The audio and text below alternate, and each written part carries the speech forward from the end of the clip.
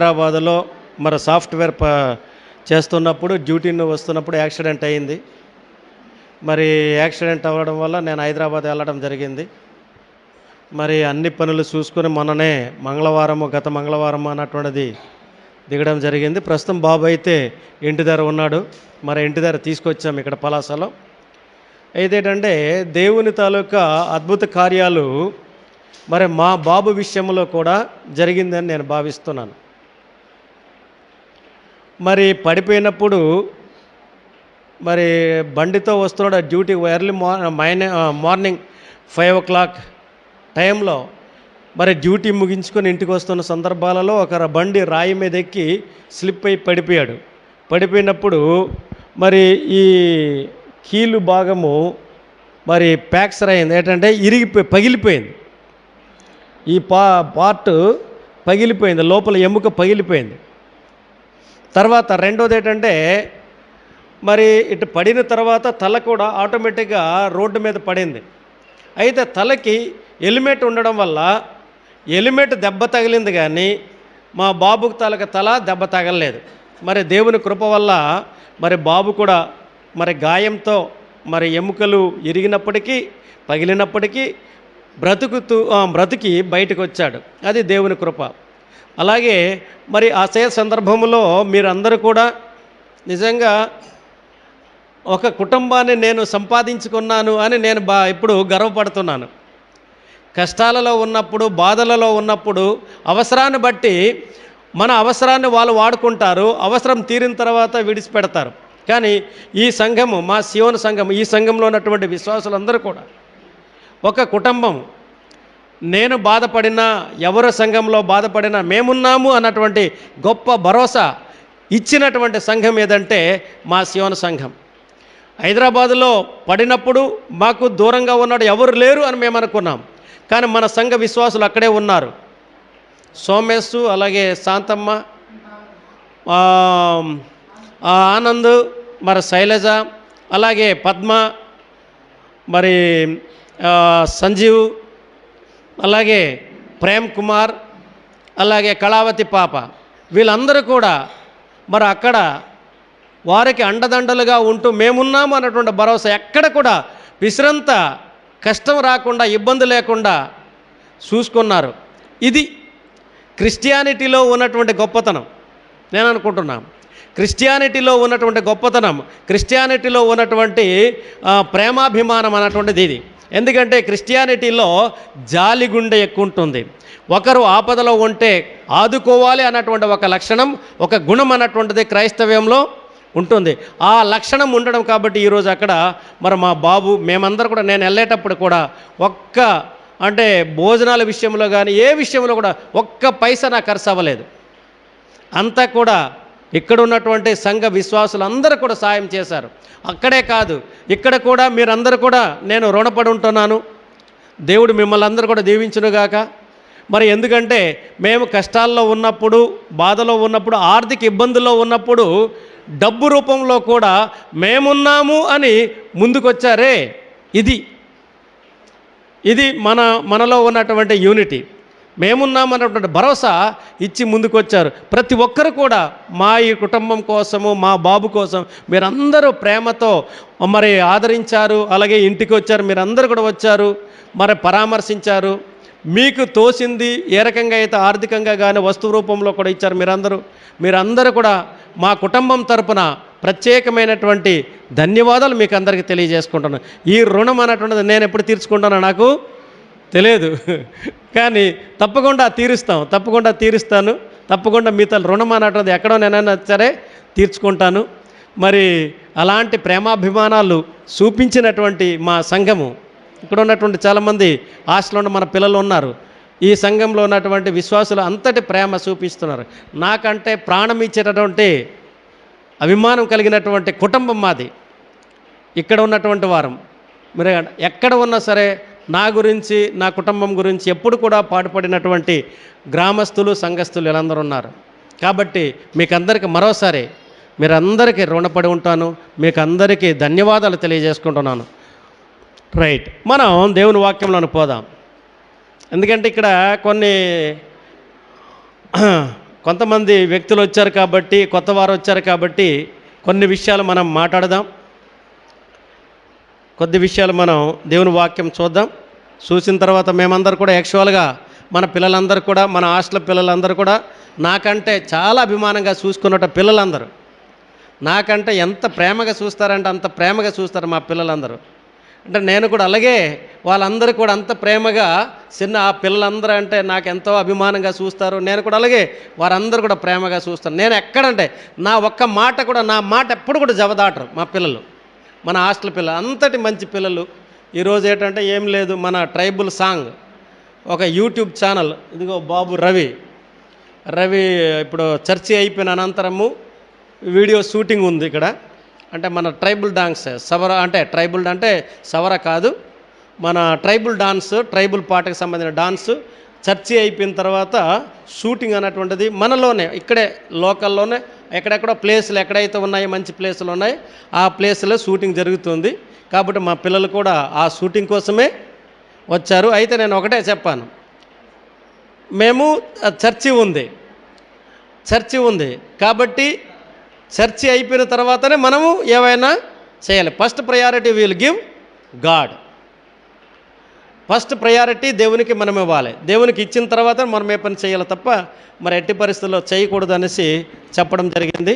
కాబట్టి మా పిల్లలు కూడా నాన్ క్రిస్టియన్స్ అయినా వారందరూ ప్రేమగా, ముద్దుగా, బుజ్జిగా, వాళ్ళందరూ నీట్గా వింటున్నారు. మరి పిల్లలు కూడా మీకు అందరికీ శుభాశీస్సులు. రైట్, మనం ఈరోజు కొన్ని విషయాలు మనం తెలుసుకుందాం. మనం యవ్వనుల గురించి ఒకసారి మనం మాట్లాడదాం. యవ్వనులు ఉండవలసిన లక్షణాల గురించి మనం తెలుసుకుందాం. యవ్వనులు అంటే మరి యంగలో ఉన్నటువంటి వ్యక్తుల గురించి, అటు స్త్రీలైతేనేమి, ఇటు పురుషులైతేనేమి, యువకులైతేనేమి, యువతులైతేనేమి, మనము ఏ రకంగా ఉండాలి అన్నటువంటి విషయాన్ని మనం నేర్చుకుందాం. అయితే యవ్వనులకు ఉండవలసిన 4 లక్షణాల గురించి ఈరోజు మనం తెలుసుకుందాం. అంటే యంగ్ లేడీస్ కానీ, యంగ్ బాయ్స్ కానీ మనం ఏ రకంగా ఉండాలి, ఎందుకు ఉండాలి అంటే సమాజం మంచిది కాదు. సమాజంలో ఏ రకంగా మనం ఉండాలి అన్నటువంటి విషయాన్ని 4 విషయాలు మనం ఈరోజు తెలుసుకుందాం. ఒకటోది, యవ్వనులు ప్రత్యేకత కలిగి ఉండాలి. ప్రత్యేకంగా ఉండడం వేరు, ప్రత్యేకత కలిగి ఉండడం వేరు. అందుకనక యవ్వనులు ఎలాగ ఉండాలంటే ప్రత్యేకత కలిగి ఉండాలి. మరి 1 పేతురు 2వ అధ్యాయము 9-10 వచనములో, 1 పేతురు 2వ అధ్యాయము 9-10 వచనములో మాట్లాడుతున్నాడు. అయితే మీరు చీకటిలో నుండి ఆశ్చర్యకరమైన తన వెలుగులోనికి మిమ్మును పిలిచిన వాని గుణాతిశయములను ప్రసురము చేయు నిమిత్తము ఏర్పరచబడిన వంశమును, రాజులైన యాజక సమూహమును, పరిశుద్ధ జనమును, దేవుని సొత్తైన ప్రజలునై ఉన్నారు. ఒకప్పుడు ప్రజగా ఉండక ఇప్పుడు దేవుని ప్రజ అయితిరి. ఒకప్పుడు కనికరింపబడక ఇప్పుడు కనికరింపబడితిరి. చిన్న ప్రార్థన చేసుకుందాం. ప్రార్థన చేసిన తర్వాత మన వాక్యంలో పోదాం. పరిశుద్ధుడైన మా ప్రియ పరలోక తండ్రి, స్తుతులకు పాత్రుడా, ఆరాధనకు యోగ్యుడా దేవా, ఇదిగో ప్రభ, ఈ క్షణములో ప్రత్యేకంగా దేవా యవ్వనులకు ఉండవలసిన లక్షణాల గురించి మేము నేర్చుకొని ఉంటున్నాం. మరి నేర్పడాన్ని నిలబెట్టిన విధానం బట్టి నీకు వందనాలు. ఈ వాక్యాన్ని వింటున్న ప్రతి ఒక్కరిని కూడా పేరు పేరుని దీవించి, ఆశీర్వదించి, బలపరచమని, ప్రారంభం నుండి చివరి వరకు మీరే నడిపించి సహాయం చేయమని యేసు పరిశుద్ధ నామమున ప్రార్థించి అడిగి వేడుకుంటున్నాను తండ్రి, ఆమేన్. ఇక్కడ ఒకటోది ఏంటనుకున్నామంటే ప్రత్యేకత కలిగి ఉండాలి. మిగతా వారందరితో కలిసి ఉండడానికి కాకుండా మనం ప్రత్యేకమైనటువంటి లక్షణాలు కలిగి ఉండాలి. అందుకనక దేవుడు మాట్లాడుతున్నాడు, మీరు చీకటిలో నుండి ఆశ్చర్యకరమైన తన వెలుగులోనికి పిలిచాడు కాబట్టి. మీరు దేవునిలో వచ్చారు కాబట్టి, ఒక యవ్వనులుగా ఉన్నారు కాబట్టి, మీరందరూ కూడా లోకంలో ఉన్నవారులాగా వాళ్ళతో కలిసి ఉండిపోకుండా, వారులా కాకుండా మీరు ఒక ప్రత్యేకంగా కలిగి ఉండాలి, ప్రత్యేకత కలిగిన వ్యక్తులుగా ఉండాలి అని ఇక్కడ దేవుని వాక్యం మాట్లాడుతుంది. అందుకనక మనం దేవుని ప్రజలుగా ఉండాలి. దేవుని ప్రజలుగా ఉంటేనే మనం ప్రత్యేకత కలిగి ఉంటాం. దేవుని మీద భయము భక్తి కలిగి ఉంటేనే మనం ప్రత్యేకత కలిగి ఉంటాం. దేవుని మీద భయము లేకపోతే ప్రత్యేకంగా మనం ఉండడానికి అవకాశము లేదు. మనుషులైతే ఏమనుకుంటారంటే మన పక్కన ఉంటేనే భయపడతాం, కానీ పక్కన లేకుండా ఎక్కడో దూరంగా ఉంటే మా తల్లిదండ్రులు కానీ బంధుమిత్రులు కానీ కావలసిన వారు దూరంగా ఉన్నప్పుడు ఎవరు లేరు కాబట్టి నేను ఇష్టం వచ్చినట్టుగా నేను ఉండొచ్చు, ఇష్టం వచ్చినట్టుగా తిరగొచ్చు, ఇష్టం వచ్చిన వారితో కలిసి ఉండొచ్చు అనేటువంటి ఆలోచన కలిగి ఉంటుంది. మనుషులైతే చూడరు, మనుషులైతే మీకు చూడరు, మీ తల్లిదండ్రులు అయితే చూడరు, నీ బంధుమిత్రులు అయితే చూడరు. కానీ మనకంటూ ఒక దేవుడు పైన ఉన్నాడు, పైన దేవుడు ఉన్నాడు. కాబట్టి దేవుడు పైన ఉన్నాడు, నేను ఏ పని చేసినా దేవుడు నాకు చూస్తున్నాడు అన్నటువంటి ప్రత్యేకత అనే భయము ఎప్పుడైతే నీలో ఉంటుందో అప్పుడు నీవు ప్రత్యేకంగా ఉండడానికి అవకాశం ఉంది. అందుకబట్టి మనం ప్రత్యేకంగా ఎవరు చెప్తే నేను చెప్తాను మీరు ప్రత్యేకంగా ఉండండి అని అంటే నా ఎదురుగా ఉంటారు, మాట్లాడతారు, మరి అలాగే సార్, అలాగే పాస్టర్ గారు అని అంటారు. కానీ మరి ఇక్కడ నుండి వెళ్ళిపోయిన తర్వాత నేను అక్కడ ఉండను, తర్వాత ఏమవుతుంది? మారుతుంది. ఏమవుతుంది? నాకు ఎవరు చూడడం లేదు కాబట్టి నా ఇష్టం వచ్చిన నేను ఉంటాను, బ్రతుకుతాను అనే ఉద్దేశంతో తిరుగుతాను. అందుకబట్టి ప్రత్యేకత కలిగి ఉండాలి. దేవునితో కలిసి ఎప్పుడైతే ఉంటారో, దేవునితో సాంగత్యం కలిసి ఎప్పుడైతే ఉంటారో అప్పుడు ప్రత్యేకంగా ఉండడానికి అవకాశం ఉంటుంది.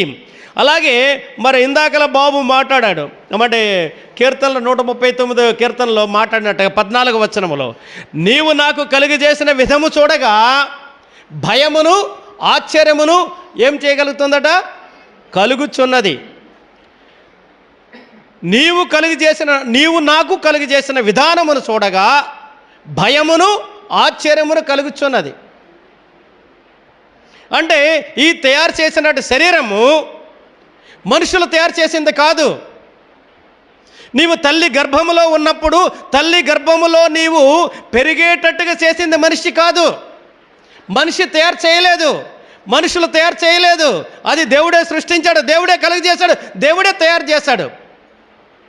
అందుకబట్టి మనం అనుకుంటున్నాము ముఖం చూస్తాము, బాబు అన్నట్టుగా ముఖం చూస్తాము, చాలా అందంగా ఉన్నాను, చాలా నీట్గా ఉన్నాను, నాకంటే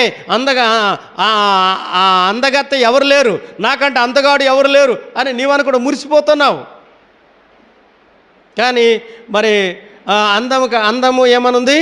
అందం మోసకరం, సౌందర్యము వ్యర్థం. ఈ అందము రాబోయే రోజులు ఏమైపోతుంది?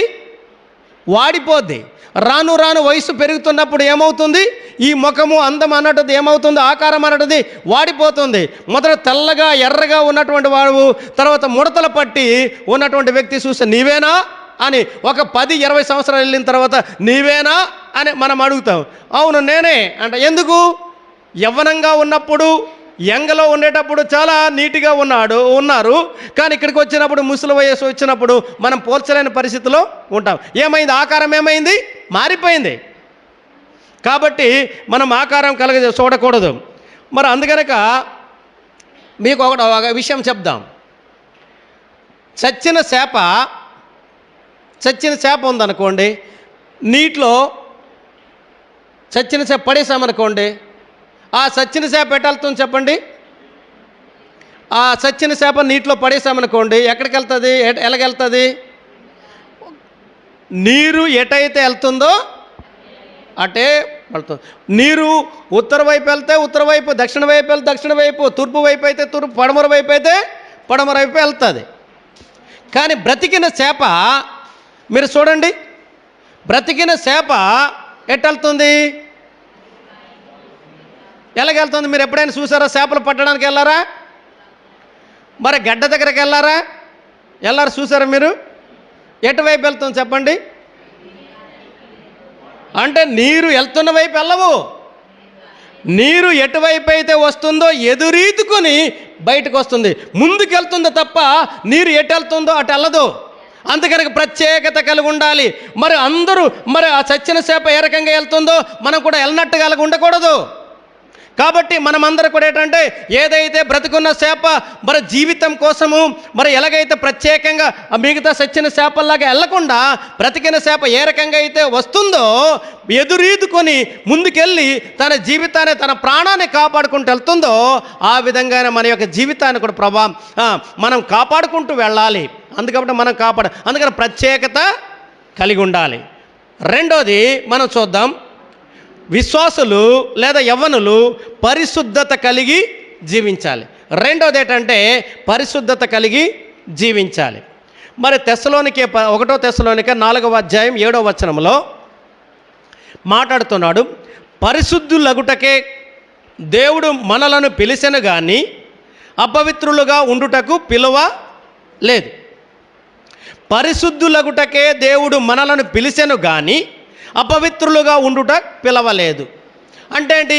మనము దేవుని బిడ్డలుగా మనం ఎప్పుడైతే పిలవబడ్డాము, దేవుని బిడ్డలుగా మనం ఎలాగైతే ఎప్పుడు పిలవబడ్డాము, విశ్వాసులుగా మనం ఎప్పుడైతే పిలవబడ్డాము, దేవుని నమ్మిన అది ఏ దేవుడైతేనేమి నమ్మినటువంటి దేవుడు, నమ్మినటువంటి కొలిసినటువంటి దేవుని బిడ్డగా నేనున్నాను అని నీవు ఎప్పుడైతే అర్పించుకుంటావో ఒప్పుకుంటావో అప్పుడు మనం ఏముంటుంది, దేవుని మీద భయం కలుగుతుంది. అప్పుడు మనకేంటంటే పరిశుద్ధులుగా ఉండడానికి ప్రయత్నం చేయాలి, పరిశుద్ధులుగా ఉండాలి. పరిశుద్ధులుగా అంటే అర్థం ఏంటి? మనలో ఏ తప్పు లేకుండా ఉండేటట్టుగా చూసుకోవాల్సిన బాధ్యత మన మీద ఉంది.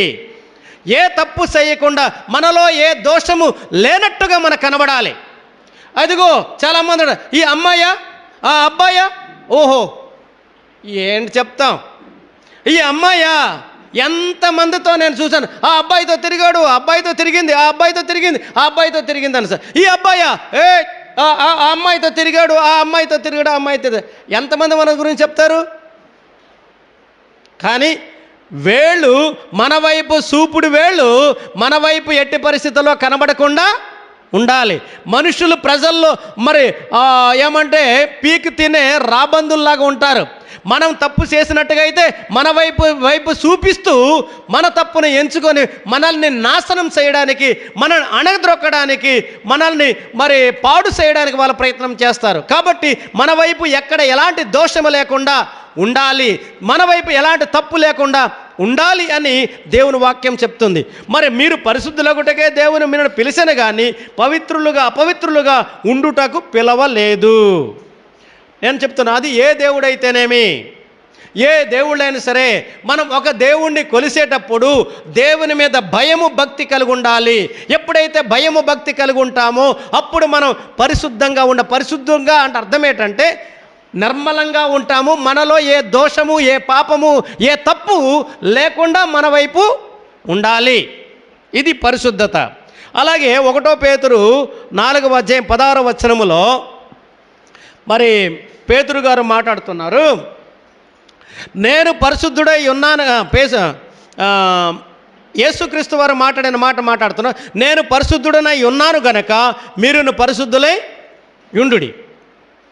నేను పరిశుద్ధంగా ఉన్నాను, మంచిగా ఉన్నాను, ఏ దోషం లేదు, ఏ తప్పు లేదు, నాలో ఎలాంటి తప్పు లేదు, కాబట్టి మీరు అలాగే ఉండండి అన్న. ఇక్కడ మనము ఎవరైనా సరే ఒకరి గురించి నీతి గురించి మనం మాట్లాడాం. అరే ఇలాగుండాలి బాబు, ఇలాగుండాలి అమ్మ, ఇలాగుండాలి అని మనం చెప్తాం.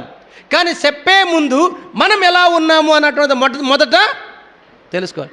చెప్పేది శ్రీరంగ నీతులు చేసేది చూడండి, అది బయట సమాజం మాట్లాడదు. అంటే చెప్పేవన్నీ కూడా నీతులే చెప్తారు, కానీ వాళ్ళు చేసే పనులు మాత్రం వెధవ పనులు, అంతా కూడా చెడు పనులే చేస్తారు, తప్పుడు పనులు చేస్తారు, కానీ బయట మాత్రం నీతిగా మాట్లాడతారు. అందుకప్పుడు అలా కాదు. మనం ముందు మంచిగా ఉండాలి, మంచిగా జీవించాలి, మంచిగా నడవాలి, నలుగురితో మంచి అనిపించుకున్న తర్వాత మనం ఎదుటి వారిని మనం ఏం చేయాలి, మంచిగా ఉండండి మనం చెప్పాలి. అది అర్హత కలిగి ఉంటుంది. కానీ నీవు ఏ తప్పు చేస్తావు, ఎదుటి వారికి నీతులు చెప్తావా? అందుకనగా దేవుడు మాట్లాడుతున్నాడు, మీరు పరిశుద్ధత కలిగి ఉండండి. యవన స్త్రీలైనటువంటి వారు, అలాగే విశ్వాసులైనటువంటి వారు మీరు పరిశుద్ధులుగా జీవించండి. ఎందుకంటే మన యేసు పరిశుద్ధుడిగా ఉన్నాడు కాబట్టి అతను నమ్మిన బిడ్డలందరూ కూడా పరిశుద్ధులుగా ఉండాలి అని దేవుడు కోరుకుంటున్నాడు. కాబట్టి మీరు పరిశుద్ధులుగా ఉండండి అని దేవుడు మనకి కోరుతున్నాడు. అలాగే మరి హెబ్రీయులు రాసిన పత్రిక 12వ అధ్యాయము 14వ వచనంలో అందరితో సమాధానమును పరిశుద్ధతయు కలిగి ఉండుటకు ప్రయత్నించుడి, పరిశుద్ధత లేకుండా ఎవడను ప్రభువును చూడడు. అందరితో సమాధానం కలిగి ఉండాలి అంటే సమాజంలో ఉన్నటువంటి వారితో అందరితో మంచిగా ఉండాలి. దేవుడు కోరుకుంటున్నాడు ఏంటంటే మరి శత్రువులుగా ఉండండి అని కోరడం లేదు. మనం ఎలా ఉండాలట? అందరితో మంచితనం కలిగి ఉండాలి. మన గురించి మంచిగా మాట్లాడాలి. మంచి పని చేసేటట్టుగా అయితే మంచిగా మాట్లాడతారు, కానీ తప్పుడు పనులు చేసి మంచి గురించి మాట్లాడితే మన గురించి మాట్లాడరు. అందుకబట్టి మాట్లాడుతున్నాడు, అందరితో సమాధానము కలిగి ఉండండి, పరిశుద్ధత కలిగి ఉండడానికి మీరు ప్రయత్నించండి. పరిశుద్ధత లేకుండా దేవుని దగ్గరికి ఎవరు కూడా వెళ్ళలేరు. ఏటో మరి బైబిల్ ప్రకారం చూస్తే మరి పరలోకం అంటాము, అటు బయట చూస్తే స్వర్గము అంటాం. అటు స్వర్గము, మన వైపు ఏముంది? పరలోకం అంటాం. స్వర్గమైన పేరు మారింది కానీ గమ్యము అక్కడే. ఏదైనా సరే స్వర్గం అన్నటువంటిది ఉంది, పరలోకం అన్నటువంటిది ఉంది. మరి మనం ఇప్పుడు పూజలు, పురస్కారాలు, ప్రార్థనలు, ఆరాధనలు ప్రతి ఆదివారం కానీ ఎక్కడెక్కడో వారాల్లో మనం పూజలు, పురస్కారాలు, ప్రార్థనలు, ఆరాధనలు చేసింది దేనికోసం? అది మనం దేవునితో కలిసి ఉండాలి, దేవునితో కలిసి ఉండాలి అన్నటువంటి ఆలోచనతోనే మనం అందరూ కూడా చేస్తాం. అందుకబట్టి ఏంటన్నాడంటే మరి అందరితో సమాధానం కలిగి ఉండడు. ఎవరు కూడా దేవుని దగ్గరికి వెళ్ళాలి అని అంటే మనం పరిశుద్ధంగా ఉంటేనే దేవుని దగ్గరికి వెళ్ళగలము, లేదు అంటే మనం వెళ్ళలేము. అందుకనక లోకంలో మనం కలిసి, ఇందాకలుండి చెప్పాను, లోకంతో మనం కలిసి ఉండకూడదు. లోకంలో ఉన్నవారులాగా మనం ఉండకూడదు. లోకంలో ఉన్నవారు ఎలాగైతే ఉంటారో ఆ రకంగా మనం ఉండకూడదు. మీకు చెప్తున్నాం, మీకు కూడా వచ్చినటువంటి హాస్టల్ నుండి వచ్చిన పిల్లలు కూడా చెప్తున్నాం, లోకంలో ఎలాగున్నారు వాళ్ళలాగా ఉండాలని మీరు అనుకోవద్దు. ఎలాగంటే లుకింగ్, తర్వాత ఏంటంటే డ్రెస్సింగ్, ఈ విషయాలలో చాలా జాగ్రత్తగా ఉండాలి. పడవ ఉదాహరణ చూడండి, పడవ ఎక్కడ వెళ్తుంది, ఎక్కడ ఉంటుంది? నీటి మీద. అయితే ఆ పడవ నీటి మీద ఉన్నప్పటికీ నీరు ఎక్కడ రాదు? పడవ లోపల రాదు. అంటే ఆ పడవ నీటి మీద ఉన్నప్పటికీ అది ప్రత్యేకంగా ఉంటుంది కదా, ప్రత్యేకంగా ఉంటుంది కాబట్టి పడవ మునగడం లేదు. అదే పడవ నీటిలో ఉన్నటువంటి సముద్రం మీద ఉన్నటువంటి పడవ నీరుగానే లోపలికి వెళ్ళింది అనుకోండి, అప్పుడు ఆ పడవ ఏమవుతుంది?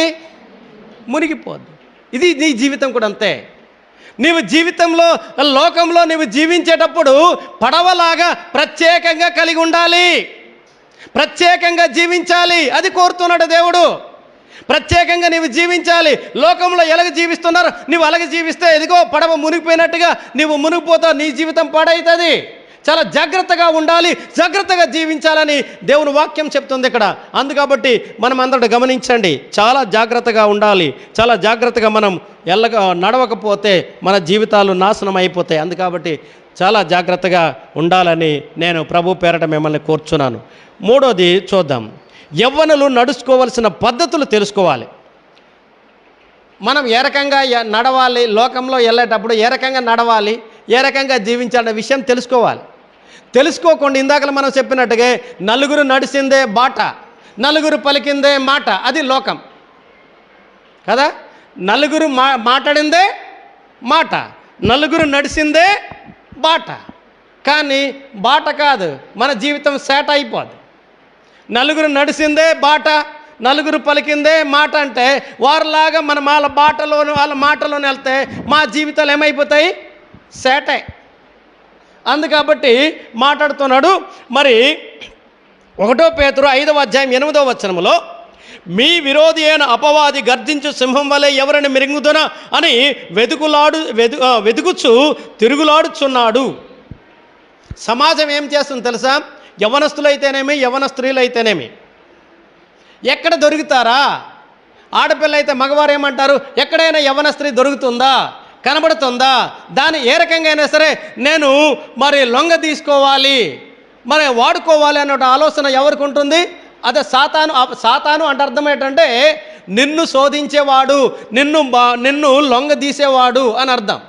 అందుకబట్టి ఎదురు చూస్తూ ఉంటాడు. కాబట్టి నీవు చాలా జాగ్రత్తగా ఉండాలి. ఏ రకంగా ఉండాలి అన్నటువంటిది తెలుసుకోవాలి. మరి అలాగే 1 కొరింథీ 10:13 శోధన నుండి తప్పించు మార్గమును ఆయన కలుగజేయును.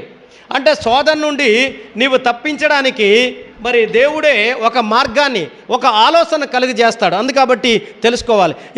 బైబిల్లో ఇద్దరు యవ్వనులు ఉన్నారు, యవ్వనం కలిగినటువంటి వారు, యంగస్టర్స్ ఇద్దరున్నారు. ఇద్దరు గురించి మనం చూద్దాం. ఆ ఇద్దరిలో ఒక వ్యక్తి సంసోను అన్నటువంటి ఒక వ్యక్తి బైబిల్లో మీకు అందరూ తెలియకపోవచ్చు, కానీ ఇది లోకం గురించి మనం జనరల్గా మాట్లాడాలి. బైబిల్లో ఇద్దరు యంగస్టర్స్ ఉన్నారు. ఒకటి పేరు సంసోను, రెండో వాడి పేరు యోసేపు. ఇద్దరు పేర్లు ఉన్నారు. ఒకటేమో సంసోను, రెండో వ్యక్తి యోసేపు. సంసోను ఎలాగుండేవాడు తెలుసా? చాలా అందంగా జుత్తు చూస్తే ఆడపిల్లలాగా ఉంది, కానీ చాలా జుత్తు పొడవుగా ఉంది. తర్వాత చాలా అందంగా ఉన్నాడు. దేవుని పిలుపు మేరకు, దేవుని తాలూకా మరి కోరిక మేరకు పుట్టిన వ్యక్తి ఎవరంటే సంసోను. చాలా అందంగా ఉంటాడు. ఈ అందంగా ఉన్నటువంటి వ్యక్తి ఏం చేశాడంటే అమ్మాయిల మోజులో పడ్డాడు. దేవుడు అన్నాడు, నీవు ప్రత్యేకంగా ఉండు, ఎలాంటి విషయాల్లో నీవు జోక్యం చేసుకోవద్దు, దేవుని బిడ్డగా నీవు జీవించు అని దేవుడు చెప్తే దేవుని మాట కాదనుకొని వాడు ఇష్టం వచ్చినట్టుగా అమ్మాయిలతో తిరిగితే వాడు ఏమైపోయాడు తెలుసా? చివరిలో చనిపోయాడు. అతను చనిపోయాడు అంతే. మరి ఫిలిష్తీయులు అన్నటువంటి ఒక దేశస్థుల చేత అతను ఏం చేయబడ్డాడంటే చంపబడ్డాడు. ఆ తర్వాత రెండో వ్యక్తి యోసేపు, అతను కూడా యవ్వనుడే, కానీ ఒక అమ్మాయి పిలిచినప్పటికీ ఆ అమ్మాయి దగ్గరికి వెళ్లకుండా తన యవ్వన జీవితాన్ని కాపాడుకున్నాడు. అతను దేవునికి గొప్ప విశ్వాసం కలిగిన వ్యక్తిగా గుర్తింపబడ్డాడు. అందుకనక సంసోను అన్నటువంటి యవ్వనస్తుడులాగా మనం ఉండకుండా యోసేపు అన్నటువంటి ఒక యవ్వనస్తుడులాగా ఉండాలని నేను ప్రభు పేట మిమ్మల్ని కోరుచున్నాను. అయితే ఈ ఒక మాట విషయం తెలుసుకొని మనం ముగించేద్దాం. ఎందుకంటే మా పిల్లలు చాలా ఇది ఫస్ట్ టైము కాబట్టి వారు కూడా ఎక్కువ ఓపిక లేదు. అయితే ఇక్కడ నేను 3 విషయాలు తెలియజేస్తాను. ఒక ఫార్ములా, యవ్వనస్తులకు ఉండవలసిన ఒక ఫార్ములా మీకు చెప్తున్నాను. 3:3:3 3:3:3. గమనించండి, ఎవరైనా సరే యవ్వనస్తులు అయితేనేమి యవ్వనస్తులు అయితేనేమి 3:3:3. 3 నిమిషాల కంటే ఎక్కువసేపు ఎవరితో మాట్లాడకూడదు. తర్వాత మూడోది ఏంటంటే ఎవరితో మాట్లాడారు 3 అడుగుల దూరంలో ఉండి మాట్లాడాలి. 2 అయిపోయినాయా? మరొకటి ఉందా? మరొకటి ఏంటంటే మనం ఎవరితోనైనా సరే మాట్లాడేటప్పుడు మూడో వ్యక్తి అంటే మనము అవతల వ్యక్తితో పాటు మూడో వ్యక్తి కూడా మనతో ఉండాలి. సరిపోయిందా ఫార్ములా? 3:3:3. 3 నిమిషాల కంటే ఎక్కువసేపు మనం ఒకరితో మాట్లాడకూడదు. 3 అడుగుల దూరంలో మాట్లాడేటప్పుడు 3 అడుగుల దూరంలో ఉండి మనం మాట్లాడాలి. మాట్లాడుతున్నప్పుడు మూడో వ్యక్తి ఉంటేనే నీవు మాట్లాడాలి. మాట్లాడితేనే నీ యవ్వన జీవితాన్ని నీవు కాపాడుకుంటావు, లేకపోతే నీవు కాపాడుకోలేవు. ఒక అమ్మాయి కానీ ఒక అబ్బాయి కానీ తల్లిదండ్రులతో మాట్లాడేటప్పుడు ఎంతసేపు మాట్లాడతారు చెప్పండి? 2 నిమిషాలు లేకపోతే 3 నిమిషాలు మాట్లాడతారు. తర్వాత ఏమంటారు? టైం అయిపోయింది అమ్మ, నాకు పని ఉంది, నేను వెళ్ళిపోవాలి, నాన్న నాకు పని ఉంది, వాళ్ళక్కడ కాలేజీకి దీని కానీ చెప్పేసి మనం వెంటనే మూసేస్తాం, ఫోన్ ఆఫ్ చేస్తాం. అదే కానీ వేరే వాళ్ళైతే గంటలు 3 నిమిషాల కంటే 5 నిమిషాల కంటే ఎక్కువ నీవు ఒకరితో మాట్లాడుతున్నావు అంటే అది మనం తప్పుడు మార్గంలో నీవు వెళ్తున్నావు అని అర్థం చేసుకోవాలి. అందుకని గమనించండి, యవ్వనస్తులైనటువంటి వారు, యవ్వన స్త్రీలైనటువంటి వారు చాలా జాగ్రత్తగా మీ జీవితాన్ని, మీ పవిత్రమైన ఈ జీవితాన్ని, ఈ దేహాన్ని మీరు కాపాడవలసిన బాధ్యత మన మీద ఉంది. మరొకటి చూడండి, సాలెపురుగు తెలుసా? సాలెపురుగు. సాలెపురుగు ఏముంది? గూడు కట్టుకుంటుంది కదా. గూడు కట్టుకున్నప్పుడు ఏం చేస్తుంది? చిన్న గూడు ఉంటుంది. ఆ చిన్న గూడులో మరి ఒక పురుగో లేకపోతే కానీ పెద్ద పడుతుంది. పడినప్పుడు ఏమనుకుంటుంది అది? చిన్నదే కదా, సాలెగూడు చాలా చిన్నది, నేను తప్పించుకోవచ్చు అని అనుకుంటుంది. అక్కడ పడినటువంటి పురుగు కానీ ఏదైతేనే పడుతుంది. అంటే సాలె పురుగు కంటే పెద్దగా ఉన్నటువంటి పురుగు కూడా అందులో ఉంటాయి. మీరు చూసారు ఎప్పుడైనా? సాలె పురుగులో గూడు వేసినప్పుడు అక్కడ పెట్టెలు కూడా పడతాయి, పక్షులు కూడా పడతాయి. మీరు ఆషామాషయకండి. అయితే పడినప్పుడు ఆ గూడు చిన్నదే కదా అని అలా సైలెన్స్గా ఉందనుకోండి. ఆ వస్తువు ఏది? ఆ చిన్న గూడు కదా అనేసి సైలెన్స్గా ఉంటే ఆ సాలె పురుగు ఏం చేస్తా తెలుసా?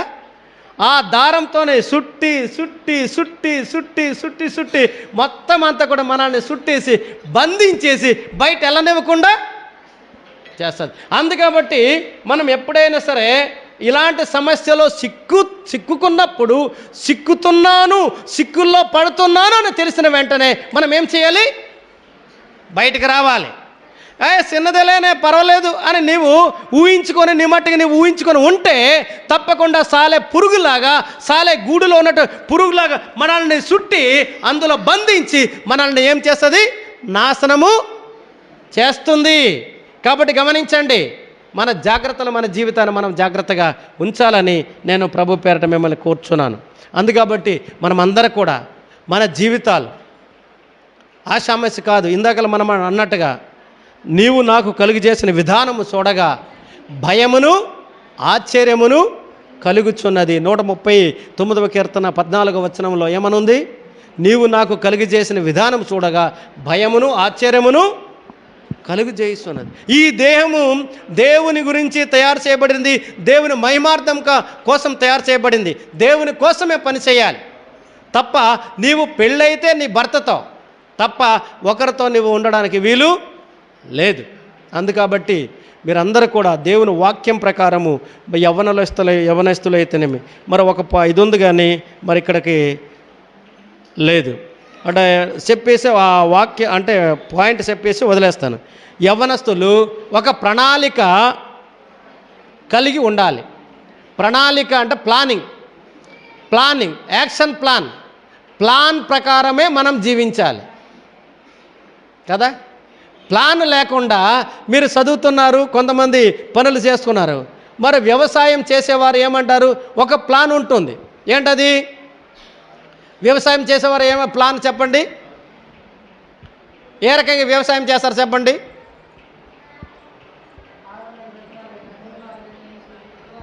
ఎలా చేస్తారు చెప్పండి? ముందు ఏం చేయాలి? దుక్కి దున్నాలి.